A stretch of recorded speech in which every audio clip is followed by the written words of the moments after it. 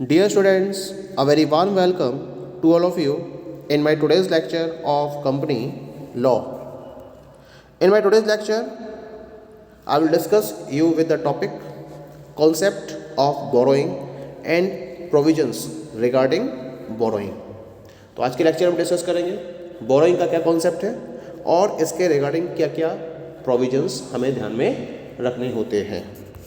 तो सबसे पहले हम बात करेंगे about the meaning of borrowing और लोन। क्या कॉन्सेप्ट होता है बोरोइंग का या लोन का। बोरोइंग और loan is a comprehensive term.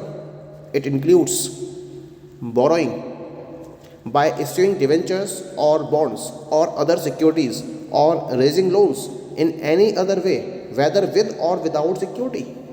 But the term does not include the temporary borrowings or loans repayable on demand or within a period of 6 months from the date of the borrowings or loans. तो ये एक तरीके की comprehensive term होती है, ठीक है। और इसमें हम इंक्लूड करते हैं उस बोरोइंग को जिसमें एक फर्म डिवेंचर्स को इश्यू करके बोरो करती है, बॉन्ड्स को इश्यू करके बोरो करती है, अदर सिक्योरिटीज़ को इश्यू करके बोरो करती है, या फिर लोन को रेज करते हुए बोरो करती है, या किसी भी और तरीके से विद और विदाउट सिक्योरिटी बोरो करती है, उसे हम बोरोइंग या लोन का नाम देते हैं। लेकिन जब हम बोरोइंग या लोन की बात करते हैं तो इसके अंदर हम टेम्पररी बोरोइंग या लोन्स रिपेबल ऑन डिमांड, मतलब जो लोन्स डिमांड पर रिपे करने होते हैं फर्म को, ऐसे लोन्स क्या कहलाते हैं? टेम्पररी लोन्स कहलाते हैं, टेम्पररी बोरोइंग्स कहलाती हैं ये। इनको हम बोरोइंग या लोन में इंक्लूड नहीं करते हैं। और ऐसे बोरोइंग्स को, मतलब जो टेम्पररी बोरोइंग्स होती हैं, इन्हें आपको 6 मंथ के पीरियड के अंदर अंदर, मतलब जिस दिन आपने बोरोइंग करी है उससे 6 महीने के अंदर अंदर आपको इन बोरोइंग को या लोन्स को रीपे करना होता है। तो ऐसी जितनी भी बोरोइंग होती हैं टेम्पररी बोरोइंग, इन्हें हम बोरोइंग या लोन में इंक्लूड नहीं करते हैं। That is clear. Now we will talk about the provisions regarding power of borrowing. मतलब अगर एक फर्म बोरोइंग करना चाहती है तो उसके रिगार्डिंग क्या क्या प्रोविजंस है या किन किन प्रोविजंस को ध्यान में रखते हुए कोई भी पर्टिकुलर कंपनी बोरो कर सकती है। कंपनीज बोरो फंड्स और टेक लोन्स। हर कंपनी को अपने डिफरेंट टाइप की एक्टिविटीज़ को रन करने के पॉइंट ऑफ व्यू से फंड की रिक्वायरमेंट होती है। सफिशिएंट क्वांटिटी में कभी कभी फंड उसके पास अवेलेबल नहीं होता है, तो हर एक कंपनी को अपनी एक्टिविटीज़ को रन करने के पॉइंट ऑफ व्यू से फंड को बोरो करना होता है या लोन लेने ही पड़ते हैं। तो यहाँ हम कुछ प्रोविजंस डिस्कस करेंगे regarding the borrowing powers of the companies. The very first one is the implied power of trading company. This is the very first provision. Trading company की अपनी एक इम्प्लाइड पावर होती है बोरो करने की। अ ट्रेडिंग और commercial company has implied power to borrow even though there is no express power conferred on it by its memorandum. Therefore, a trading company can borrow for the purpose of its business unless it is prohibited by its memorandum. तो इसके memorandum में चाहे लिखा हो या ना लिखा हो, लेकिन हर एक ट्रेडिंग कंपनी के पास या कॉमर्शियल कंपनी के पास बोरो करने की एक इम्प्लाइड पावर होती है, और इस इम्प्लाइड पावर के बेसिस पर अपने बिजनेस पर्पस को कंप्लीट करने के लिए वो जब चाहे तब बोरो कर सकती है। हाँ, अगर उसके मेमोरेंडम में प्रोहिबिटेड है बोरो करना तो उस केस में वो बोरो नहीं कर सकती है। लेकिन एक ट्रेडिंग कंपनी या फिर एक कमर्शियल कंपनी होने की वजह से उसके पास एक इम्प्लाइड पावर होती है कि वो कभी भी बोरो कर सकती है, चाहे इसके बारे में उसके मेमोरेंडम में लिखा हुआ नहीं है, उसके बावजूद भी वो बोरो कर सकती है। Second one is no implied power of non trading company. यानी कि ट्रेडिंग कंपनी के पास तो इम्प्लाइड पावर होती है, लेकिन एक नॉन ट्रेडिंग कंपनी के पास बोरो करने की कोई भी इम्प्लाइड पावर नहीं होती है। किसी भी पर्पस के लिए वो बोरो नहीं कर सकती है। ये कब बोरो कर सकती है? जब इसके मेमोरेंडम में बोरो करने के लिए एक एक्सप्रेस पावर दे रखी हो, तब ये बोरो कर सकती है, अदरवाइज ये बोरो नहीं कर सकती है। और उसके लिए भी मेमोरेंडम में एक लिमिट सेट कर दी जाती है और केवल उस लिमिट तक ही ये बोरो कर सकती है, उससे ज़्यादा ये बोरो नहीं कर सकती है। क्लियर?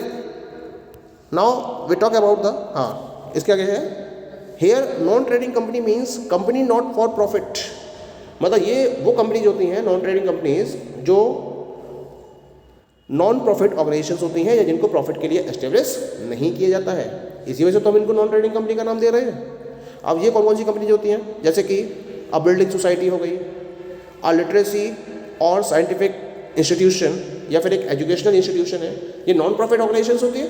तो इन ऑर्गेनाइजेशन के पास बोरो करने की इम्प्लाइड पावर नहीं होती है जब इनका मेमोरेंडम तैयार किया जाता है।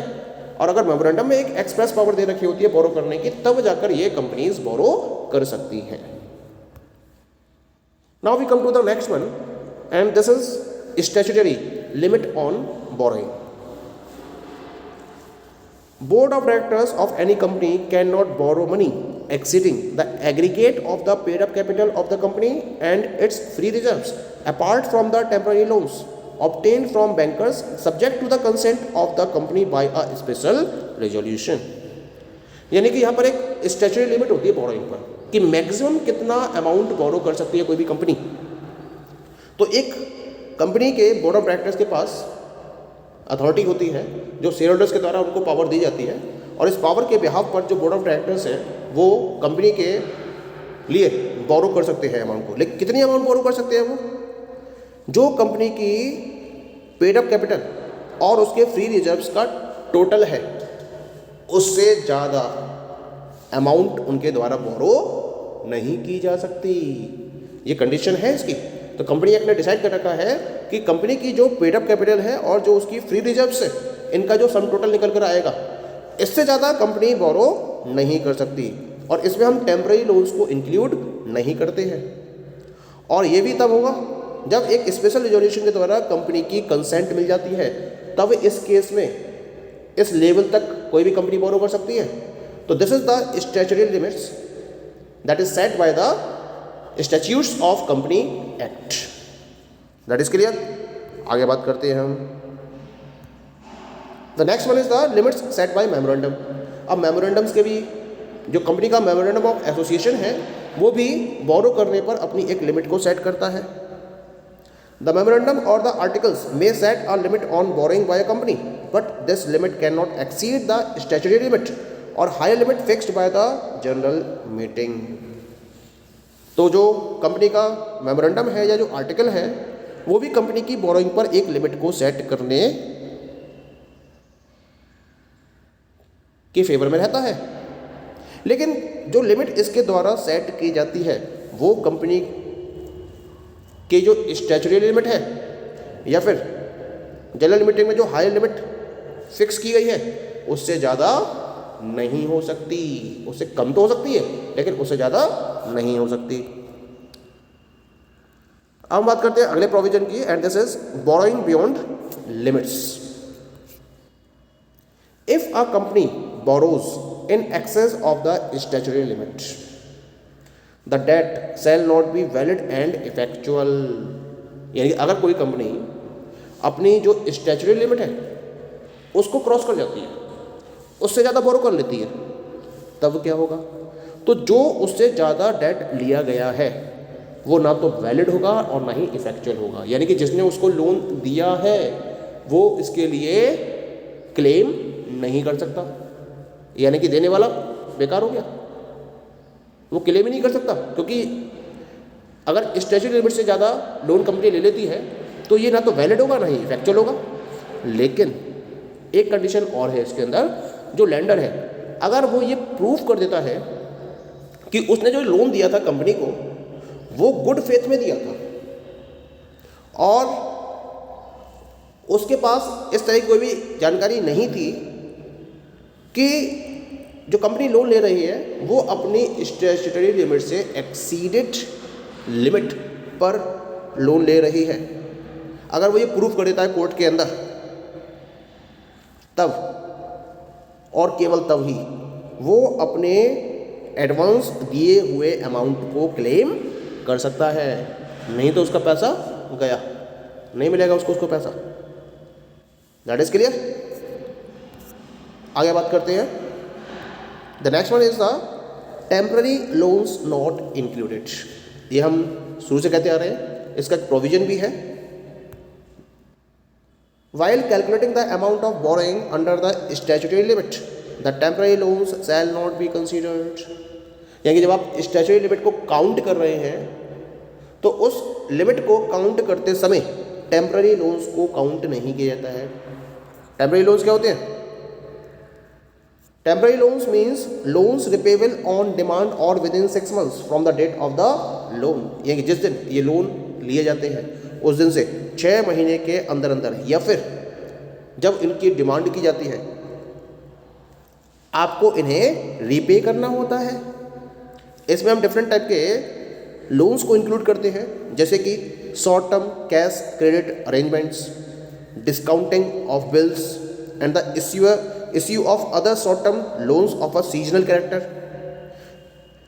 ये कुछ टाइप्स हैं जिनको हम टेम्पररी लोन्स में इंक्लूड करते हैं। लेकिन जब हम टेम्पररी लोन्स की बात करते हैं then it does not include loans raised for the purpose of financing expenditure of capital nature. यानी कि कैपिटल को, कंपनी की कैपिटल को अरेंज करने के लिए आपको डिफरेंट टाइप के एक्सपेंडिचर इनकर कर रहे हैं, तो उन पर जो पैसा खर्च हो रहा है अगर उसके पर्पज से आप लोन्स को रेज कर रहे हो तो ये आपके टेम्पररी लोन्स में काउंट नहीं किए जाएंगे, और इनको हम स्टैच्यूटरी लिमिट जब सेट कर रहे होंगे तो उसमें इसको इंक्लूड किया जाएगा। That is clear. आगे बात करते हैं। The next one is time to use power of borrowing. कब यूज कर सकती है कंपनी अपनी पावर ऑफ बोरोइंग को? A company can exercise its borrowing power only after it is entitled to commence its business. If any default is made in complying with this provision the company shall be liable to penalty which may extend to ₹5,000। यानी कि जो उसकी power of borrowing है वो तभी use कर सकती है जब कंपनी को उसका बिजनेस कमेंस करने का रजिस्ट्रेशन का एक सर्टिफिकेट मिल जाता है। When the company is getting the certificate of incorporation, तो after getting the certificate of incorporation जब कंपनी को अपना बिजनेस रन करने का परमिट मिल जाता है, उसी के बाद ही कंपनी बोरोइंग पावर को एक्सरसाइज कर सकती है। अगर कंपनी उससे पहले बोरोइंग पावर का यूज़ करती है तो फिर क्या होगा, उसको पेनल्टी देनी पड़ेगी, और ये पेनल्टी उसकी 5,000 रुपये तक एक्सटेंड कर सकती है। Next one is the persons authorise to borrow. अब कौन कौन से पर्सन्स ऑथोराइज होते हैं बोरो करने के लिए कंपनी के अंदर? So these are the board of directors of a company. They have the power to borrow on behalf of the company. It can exercise the power to borrow by means of resolution passed at the meeting of the board। यानी कि board की meeting में एक resolution pass किया जाता है, और resolution pass करने के बाद जो बोर्ड ऑफ डायरेक्टर्स होते हैं वो बोरो करने के लिए पावर रखते हैं, वो भी कंपनी के बिहाफ पर। अपने पर्सनल पर्पस के लिए लोन नहीं लेंगे, कंपनी के बिहाफ पर लोन लेने की पावर होती है बोर्ड ऑफ डायरेक्टर्स के पास। लेकिन इसके लिए बोर्ड मीटिंग में एक रेजोल्यूशन पास होना जरूरी है, उसके बाद ही वो ऐसा कर सकते हैं। The next one is the power to mortgage or charge assets. The power to borrow naturally implies the power to mortgage or charge the property of the company. क्योंकि कंपनी के पास एक पावर टू बोरो होती है, जब power to बोरो है तो automatically power to mortgage or charge the property include हो जाता है। क्योंकि जब आप बोरो करोगे और सिक्योरिटी की बात आएगी तो जो कंपनी की प्रॉपर्टी है उसको मॉर्गेज किया जाएगा, तो ऑटोमेटिकली कंपनी क्या कर सकती है, कंपनी पावर टू बोरो के साथ साथ power to mortgage or charge the property को भी फॉलो करती है। Next one is the certain assets cannot be mortgaged or charged. यहाँ हम कुछ असेट्स की बात करेंगे जिनको हम ना तो मॉर्गेज कर सकते हैं और ना ही इनको चार्ज कर सकते हैं। कौन कौन सी हैं ये असेट्स? सबसे पहली है uncalled capital of the company. मतलब वो कैपिटल जो अभी तक कॉल नहीं की गई है। दूसरी, कंपनी की reserve capital. Third one is the amount guaranteed by the members of the company limited by guarantee, यानी कि जो कंपनी लिमिटेड बाय गारंटी के अंडर में क्रिएट की गई है और उसके मेंबर्स ने जितने अमाउंट तक की गारंटी दे रखी है, उस अमाउंट को भी आप मॉर्गेज या चार्ज नहीं कर सकते। और लास्ट है इसके अंदर बुक्स ऑफ अकाउंट्स, कंपनी की जो बुक्स ऑफ अकाउंट्स हैं उनको भी मॉर्गेज या चार्ज नहीं किया जा सकता है। So that is clear. So these all are the different provisions regarding the borrowing power of a company. Thank you.